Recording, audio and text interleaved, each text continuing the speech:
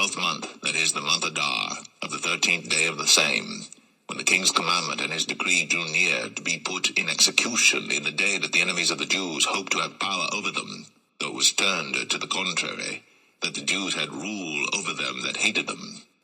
The Jews gathered themselves together in their cities throughout all the provinces of the king Ahasuerus, to lay hand on such as sought their hurt, and no man could withstand them, for the fear of them fell upon all people, and all the rulers of the provinces, and the lieutenants and the deputies, and officers of the king, helped the Jews because the fear of Mordecai fell upon them.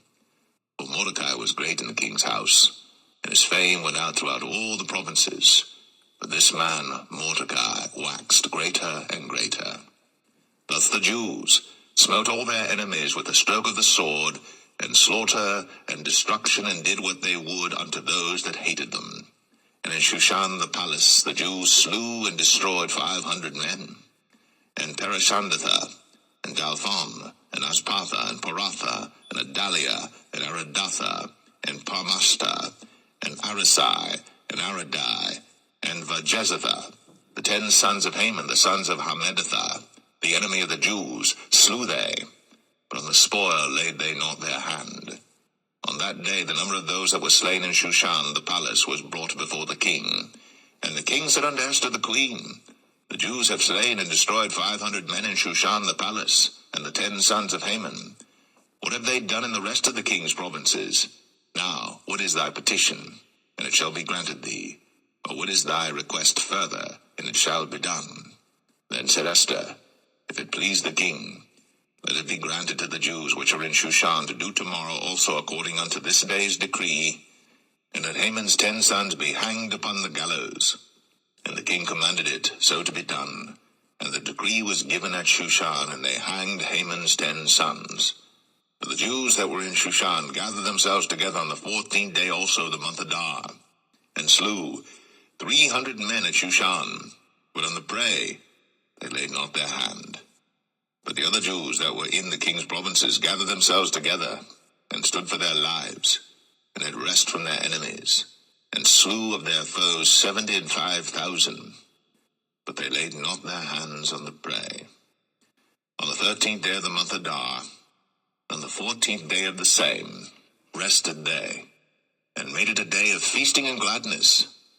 But the Jews that were at Shushan assembled together on the 13th day thereof, and on the 14th thereof, and on the 15th day of the same they rested, and made it a day of feasting and gladness.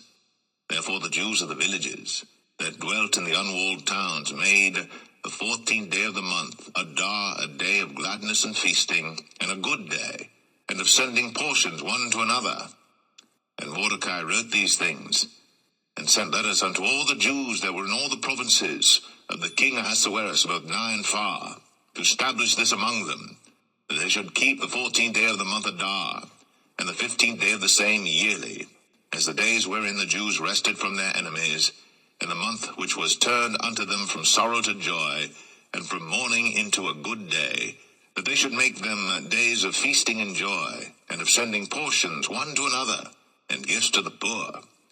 And the Jews undertook to do as they had begun, and as Mordecai had written unto them, because Haman the son of Hammedatha, the Agagite, the enemy of all the Jews, had devised against the Jews to destroy them, and had cast pur, that is, the lot, to consume them, and to destroy them. But when Esther came before the king, he commanded by letters that his wicked device, which he devised against the Jews, should return upon his own head, and that he and his sons should be hanged on the gallows. Wherefore they called these days Purim, after the name of Pur. Therefore, for all the words of this letter, and of that which they had seen concerning this matter, and which had come unto them, the Jews ordained, and took upon them, and upon their seed, and upon all such as joined themselves unto them, so as it should not fail, that they would keep these 2 days according to their writing, and according to their appointed time every year, and that these days should be remembered and kept throughout every generation, every family, every province, and every city, and that these days of Purim should not fail from among the Jews, nor the memorial of them perish from their seed. And Esther the queen, the daughter of Abihail, and Mordecai the Jew, wrote with all authority to confirm this second letter of Purim.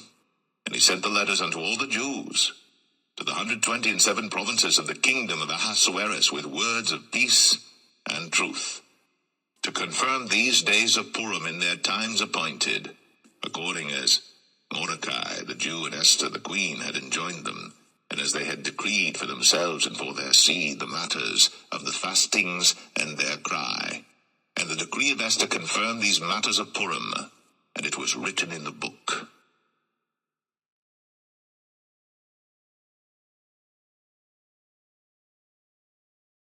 Esther 10. And the king Ahasuerus laid a tribute upon the land, and upon the isles of the sea, and all the acts of his power and of his might, and the declaration of the greatness of Mordecai whereunto the king advanced him, are they not written in the book of the chronicles of the kings of Media and Persia? For Mordecai the Jew was next unto King Ahasuerus, and great among the Jews, and accepted of the multitude of his brethren, seeking the wealth of his people, and speaking peace to all his seed.